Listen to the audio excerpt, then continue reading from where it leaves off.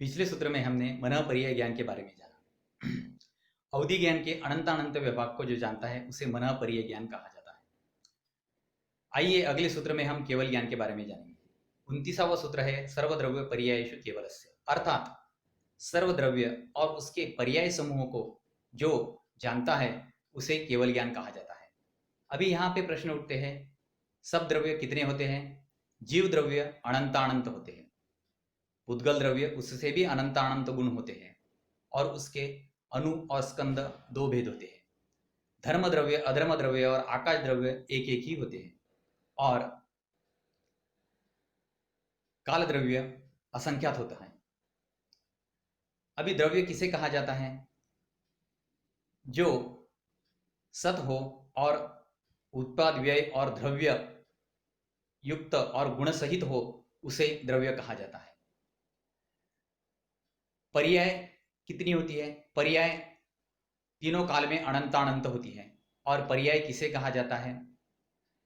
जो द्रव्य के प्रत्येक गुण से चारों तरफ से हो उसे पर्याय कहा जाता है। अभी हम जानते हैं केवल ज्ञान के बारे में, केवल ज्ञान के महात्म्य के बारे में। जो ज्ञान सर्वद्रव्य और पर्याय को जानता है और जिसका विषय सर्वद्रव्य और पर्याय समूह है उसे केवल ज्ञान कहा जाता है। केवल ज्ञान का महात्म्य अपरिमित होता है, ये शायिक होता है और निरावरण होता है। इसका अक्षय अनंत अनंत काल तक होता है।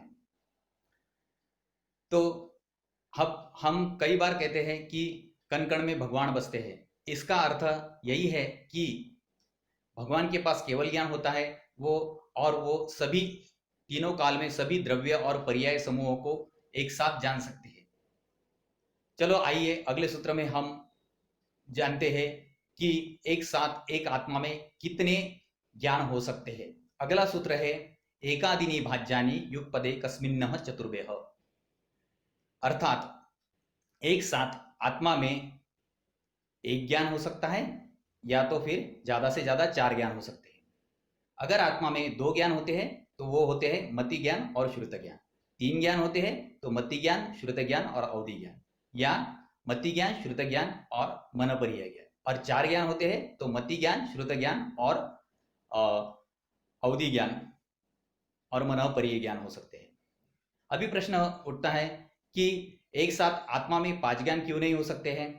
जैसे कि केवल ज्ञान और मनःपर्यय ज्ञान, मतिश्रुत ज्ञान और अवधि ज्ञान, ये ज्ञान एक साथ आत्मा में हो ही नहीं सकते। जैसे कि हमने पिछले सूत्र में जाना, केवल ज्ञान ये निरावरण और शायिक होता है और बाकी के जो चारों ज्ञान होते हैं जैसे कि मनःपर्यय ज्ञान, मति ज्ञान, श्रुत ज्ञान, अवधि ज्ञान, ये चारों ज्ञान सवारण और शायोपशामिक होते हैं। तो एक साथ आत्मा में शायिक और शायोपशामिक ज्ञान हो ही नहीं सकता है, इसलिए एक साथ आत्मा में 5 ज्ञान कभी भी होते नहीं। चलो आइए अगले सूत्र में हम मतिश्रुत ज्ञान और अवधि ज्ञान क्या मिथ्या सहित होते हैं इसके बारे में जानते हैं।